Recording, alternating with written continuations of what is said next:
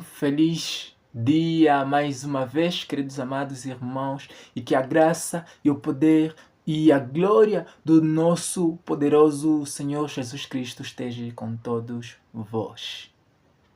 Mais uma vez estamos aqui no programa As Duas Testemunhas para falarmos de fatos que acontecem, que aconteceram e que acontecerão especialmente nos últimos dias, especialmente na volta de Cristo. E hoje queria levar em consideração para os meus queridos amados o texto de meditação que está em Apocalipse 19, versículo 8 adiante. E nós vamos começar primeiramente do versículo 6. Diz assim: Então ouvi uma voz de numerosa multidão, como de muitas águas, e como de fortes trovões, dizendo: Aleluia! Pois reina o Senhor, nosso Deus, o Todo-Poderoso.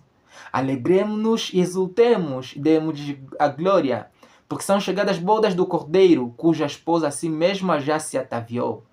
Pois lhe foi dado vestir-se de linho finíssimo, resplandecente e puro, porque o linho finíssimo são os atos de justiça dos santos. Amados, esse texto eu gosto muito. Esse texto do nosso Senhor Jesus Cristo que está aqui apresentado em Apocalipse 19, versículo 6, apresenta as bodas do Cordeiro. Nós sabemos que o historial todo, Efésios, apresenta a igreja como a noiva do Cordeiro. Nós sabemos isso, que isso está apresentado em Efésios no capítulo 2, amados irmãos. Ele diz que amai vossas mulheres, assim como Cristo amou a igreja e assim mesmo se entregou em purificação da mesma. Mas uma das coisas mais incríveis, amados irmãos, é que o texto de Apocalipse pega o mesmo contexto de noivas no passado. O mesmo contexto. Nós sabemos perfeitamente que o ritual no passado, primeiramente havia o pedido e posteriormente havia o casamento. É incrível, né, amados irmãos? Nós sabemos que no Antigo Testamento diz que quando alguém quiser fazer um casamento, automaticamente teria que fazer primeiramente o pedido, para que posteriormente se faça o casamento. E infelizmente hoje, por causa dos costumes, tudo está totalmente alterado, porque no passado quem esperava dentro para o casamento era a noiva, nunca era o noivo. Por isso que Jesus Cristo apresentou lá a parábola das 10 virgens que está lá apresentada em Mateus 25, amados irmãos. Apresenta a parábola das 10 virgens, onde diz que o noivo é que chega por último e as 10 virgens é que aguardam o noivo. Então nós sabemos perfeitamente que... Por que eu levei esse texto em conexão para os nossos amados irmãos, para esse texto? Porque esse texto diz perfeitamente a mesma característica. É nós que esperamos o noivo. É nós que somos a noiva de Cristo, a noiva do Cordeiro. E é nós que esperamos o noivo. Mas, amados irmãos, vamos compreender alguma coisa. Aqui no versículo 7 a 8, diz que porque são chegadas as bodas do Cordeiro, cuja sua esposa a si mesma já se ataviou, já se enfeitou, já se preparou.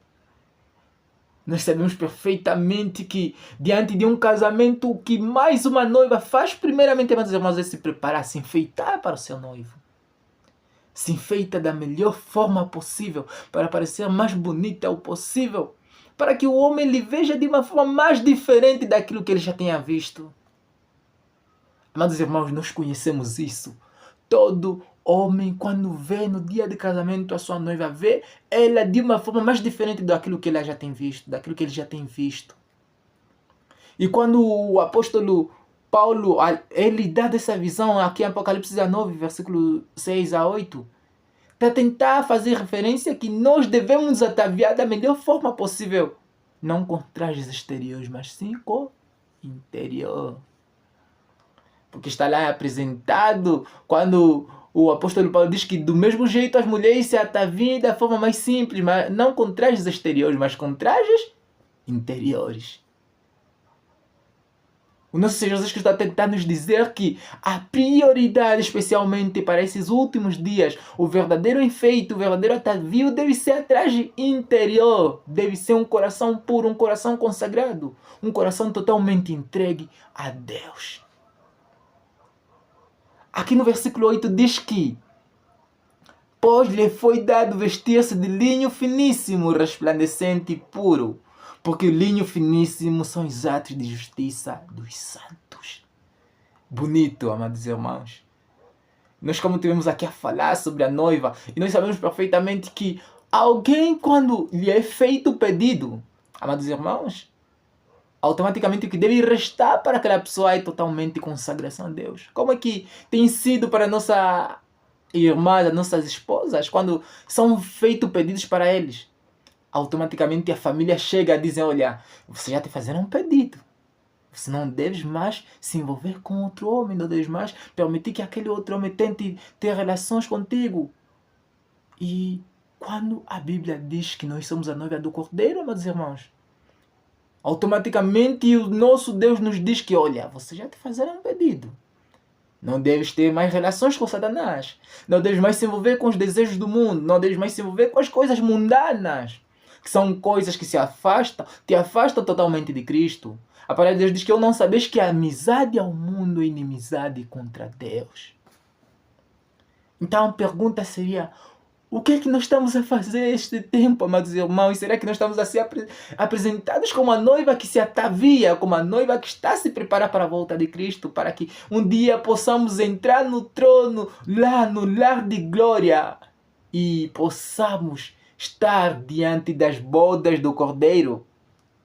Apocalipse 9 diz que então me falou um anjo e disse, escreve, bem-aventurado aqueles que são chamados a ser das bodas do Cordeiro.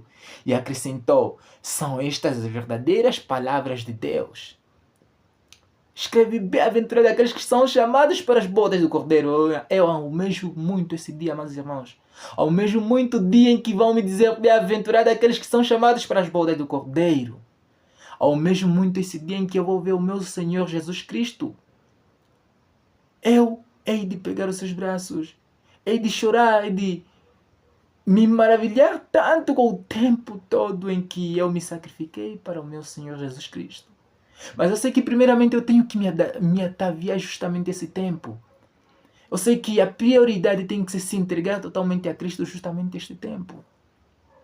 Porque, afinal de contas, se nós não nos entregamos este tempo, amados irmãos, por mais que nós estejamos a esperar o Cordeiro, não vale nada. Amados irmãos, como é que tem sido quando você decide, de repente faz esse pedido para uma noiva, né? Alguém bonita. Mas posteriormente você se apercebe que durante o tempo em que você estava a preparar-se para o casamento, ela se envolve com outro homem. Irias casar? Ou irias decidir cancelar? Eu creio e acho que você irias decidir cancelar. Então, quando Jesus Cristo pega a mesma especificação e dizer sobre o Apocalipse 19, ele está a tentar nos dizer que é necessário que nós possamos nos ataviar durante esse tempo, porque se nós nos prostituirmos com Satanás, se nós nos prostituirmos com aquilo que o mundo nos oferece, quando chegar aquele momento, Cristo também não vai querer casar conosco. Quando chegar aquele momento, Cristo não vai querer ser o nosso noivo. Então, amados irmãos, nós devemos levar em reflexão esse texto e dizer que, Senhor, por favor, transforme o meu coração. Porque a palavra de Deus diz que aquele que não tem sabedoria, peça a Deus que o Senhor lhe concede. E nós sabemos que a sabedoria que o Senhor concede não é a sabedoria deste mundo. Porque enquanto no mundo, quando alguém é manso, o mundo diz que é ser atrapalhado, é ser atrasado, é ser boelo, já para Cristo é a melhor coisa. Façamos uma conexão, amados irmãos. O historial de Jacó e Esaú. O que lá diz? Lá diz que o maior servirá o menor. E é incrível, amados irmãos, porque quando sabemos o historial de Jacó e Esaú, parece ser que Jacó é que está a servir Esaú. Mas na vida espiritual era Esaú que está a servir a Jacó. Parecia ser que Jacó é que sentia medo de Esaú. Mas na vida espiritual era Esaú que estava a servir a Jacó. Então nós devemos entender que o reino de Cristo é humildade, é entrega. Temos o historial do nosso Senhor Jesus Cristo quando ele diz que aquele que não se tornar o menor aqui no reino da terra, nunca será o maior no reino dos céus. Então nós devemos levar em consideração esses textos e entender que a prioridade é a nossa consagração, a nossa entrega em Cristo.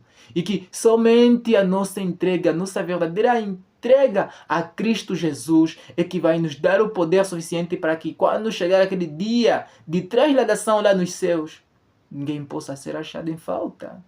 E que todos possam ser ditos: bem-aventurados todos vós que são chamados para as bodas do Cordeiro. Então esse foi mais um texto de meditação. E desejo que no poder do nosso Senhor Jesus Cristo, na graça do nosso Senhor Jesus Cristo e na sua misericórdia, possamos cada dia pedir: Senhor, santifica-nos na verdade, porque a tua palavra é verdade. Nós possamos dizer do jeito que está lá escrito em Hebreus, que a nossa prioridade deve ser a nossa santificação, sem a qual ninguém herdará o reino dos céus. Nós sabemos que santificação é andarmos com o pacote completo da lei de Deus. Porque em Salmos 119, versículo 4, diz que tu ordenaste os teus mandamentos para que nós possamos cumpri-los à risca. Então não importa se nós achamos que são difíceis ou não, o que mais importa é que nós devemos cumprir, porque são mandamentos que o Senhor ordenou para que nós possamos cumpri-los à risca. Então esse foi mais um texto de meditação. E digo que Deus ama a todos nós, Senhor. Deus ama a todos nós, amados. E que nós todos somos a noiva do Cordeiro, conforme está lá apresentado em Apocalipse 12. E que a noiva do Cordeiro tem que ter a característica de quê? Guardar os mandamentos de Deus e ter o testemunho de Jesus Cristo. Sem isso, não importa quem nós somos, não valerá para nada. Então desejo mais um dia para vocês e que Deus vos ame. E que continuem assistindo a nossa programação das duas testemunhas.